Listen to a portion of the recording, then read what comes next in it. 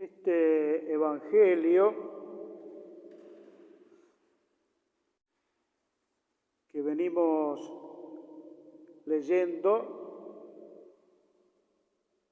de continuo prácticamente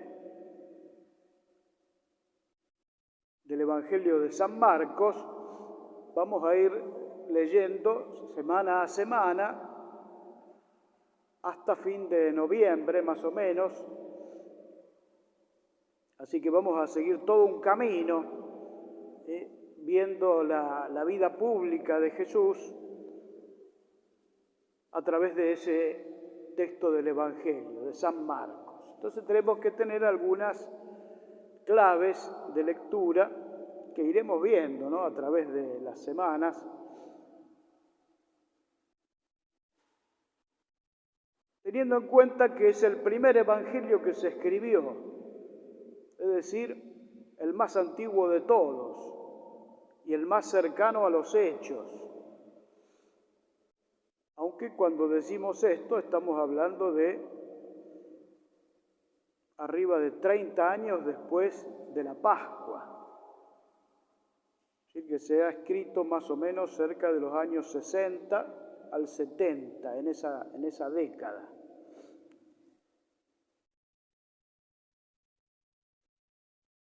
Esto quiere decir que no tenía Marcos, cuando escribe el Evangelio, otra referencia escrita.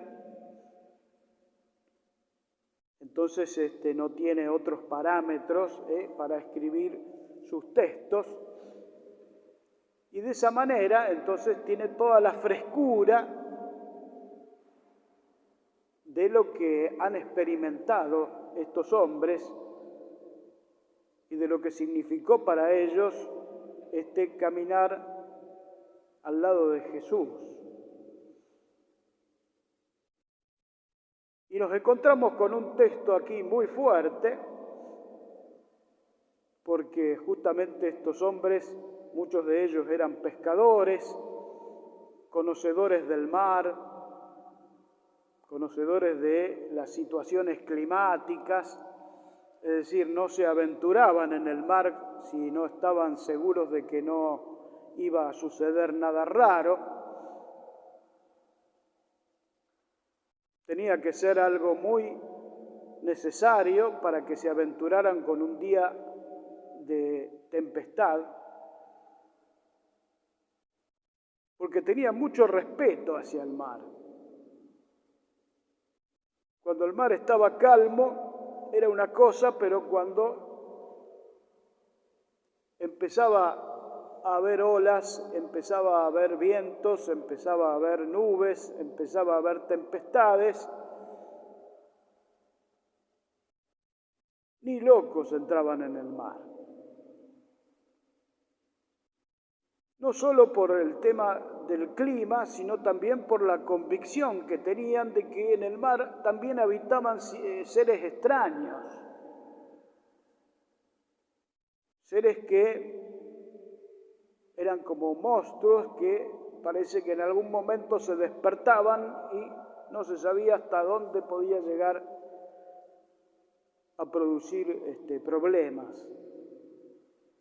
Pero indudablemente que temían por sus vidas, ya que el mar se había llevado varias vidas en esos lugares. Entonces se identificaba el mar con el mal, con L, es decir, con seres demoníacos que aparecían por allí desde las profundidades y que allí vivían,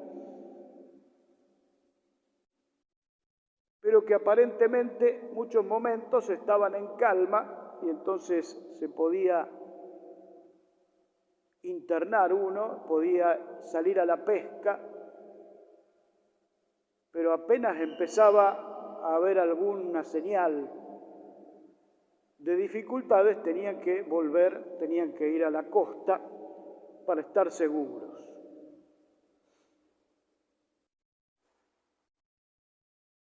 Algo hizo que estos hombres se internaran en el mar con Jesús, ya que el mismo Jesús se los pide, había estado predicando, había estado haciendo sus enseñanzas allí en la costa, en la zona de Cafarnaúm, y Jesús pide ir a la otra orilla. Quizá estaba agotado después de estar tiempo con aquellos que le seguían, con las multitudes, haciendo sanaciones y haciendo su enseñanza, al punto este cansancio que cuando se va a internar en el mar, se va a dormir en la popa, allí al fondo de la barca, y se queda profundamente dormido. Estaba muy cansado. Y allí es donde se desata la tormenta.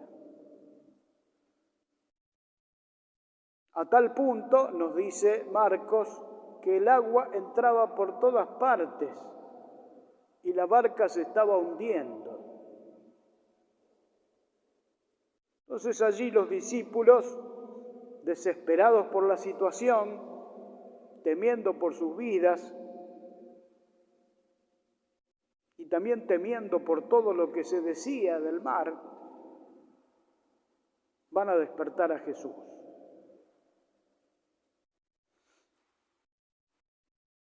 Y aquí es donde nosotros miramos la situación que están pasando ellos, pero también miramos la situación nuestra, la del mundo que nos ha tocado y del momento del mundo que nos ha tocado. Y también estamos viviendo una situación que no es del agua que nos invade por todos lados, sino que estamos ante una situación mucho más sutil,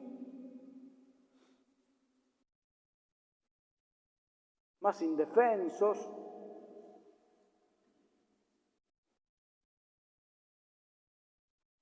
y ante peligros que ni siquiera sabemos hasta dónde llegan,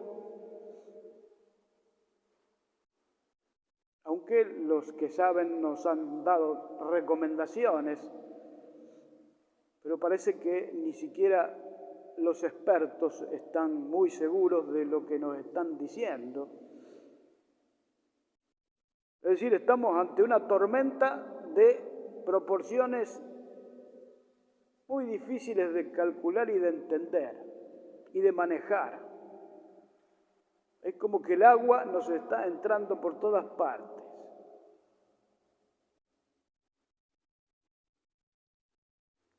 Y desde ese miedo, desde esa situación, es que pedimos a Dios, es que nos acercamos a Jesús y ponemos en sus manos todo esto, casi con un reproche, como hacen los discípulos. ¿No te importa, Señor, que nos ahoguemos todos?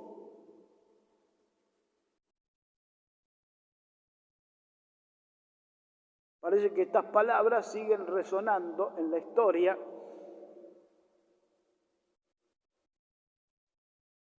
Y allí viene lo de Jesús.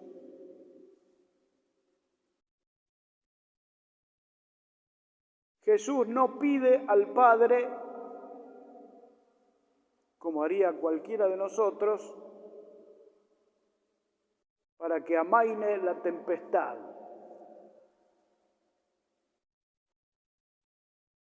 ¿Nosotros cómo haríamos? Señor Dios nuestro, te pedimos que amaine esta tempestad, que pare esta situación, que el mundo vuelva a la calma.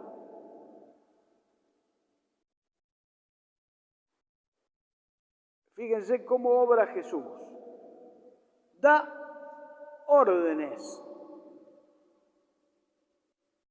a la tempestad.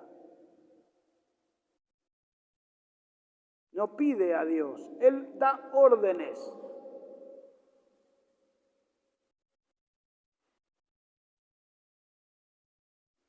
dice a la tempestad así: silencio, cállate. El viento se aplacó y sobrevino una gran calma. Es decir, ¿ante quién estamos aquí?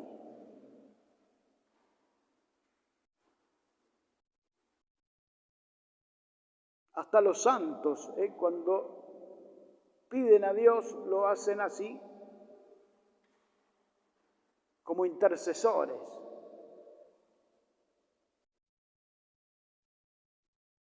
Por eso, al finalizar el Evangelio, pone una frase, Marcos, que nos está revelando que los discípulos recién están empezando a conocer a Jesús. ¿Quién es este?, se preguntan.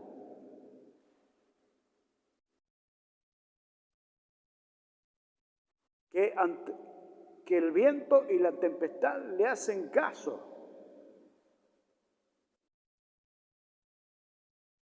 ¿Ante quién estamos?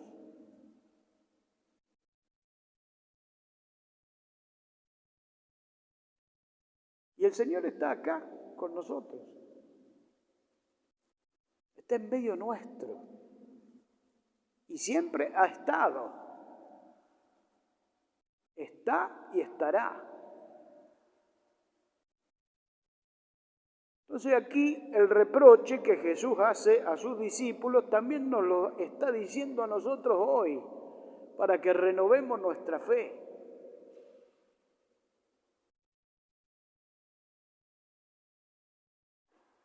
Las palabras que Jesús les dirige a los discípulos son muy fuertes. Quizá aquí las traducciones están más como las palabras apaciguadas, más calmas. Pero Jesús les reprocha con fuerza.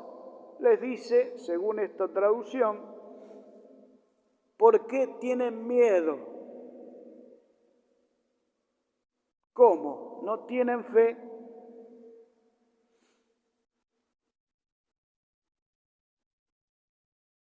Y es allí, en medio de las tormentas, donde aparece la fe,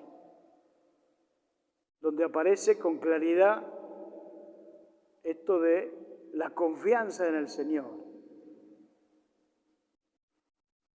Permanentemente nos está diciendo el Evangelio y los Evangelios: no tengan miedo, yo estoy con ustedes.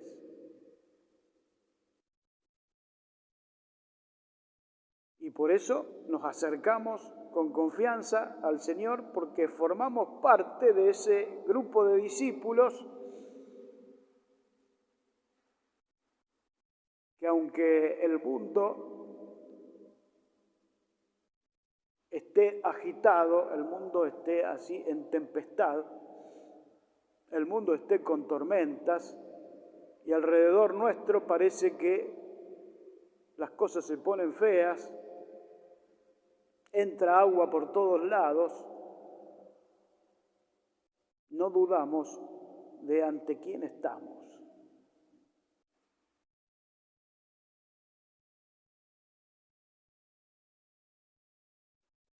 Quería pedir en esta Eucaristía por cada uno de nosotros,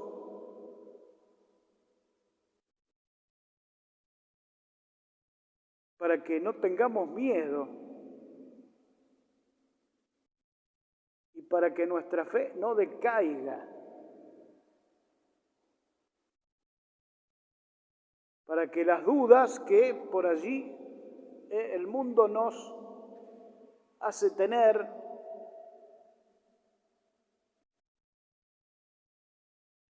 sean sanadas.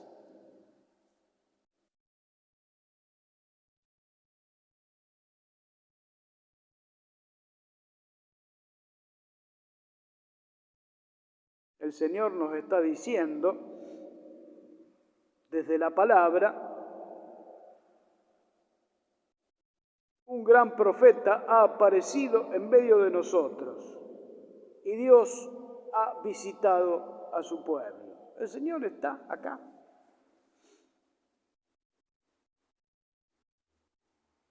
¿Por qué dudamos?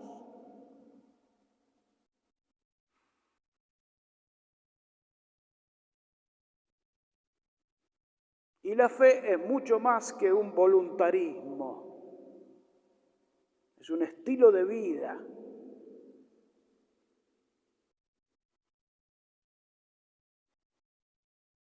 Es una forma de caminar, de andar. En medio del mundo que es inhóspito muchas veces y que se nos muestra así, agresivo, incluso en la situación actual.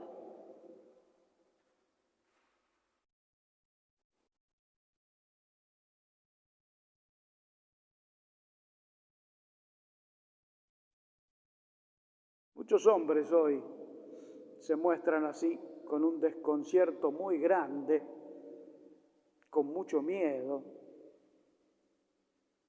al punto tal de que la fe se viene abajo. Y a veces esa fe está prendida como con alfileres. Y es entendible. Pero si nosotros dimensionamos ante quién estamos,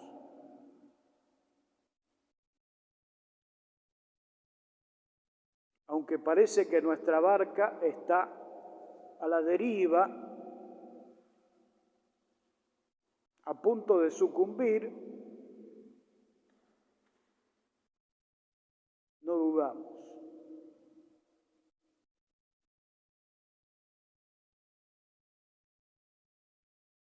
Yo quería pedir en esta celebración eucarística, como decía, que el Señor aumente nuestra fe,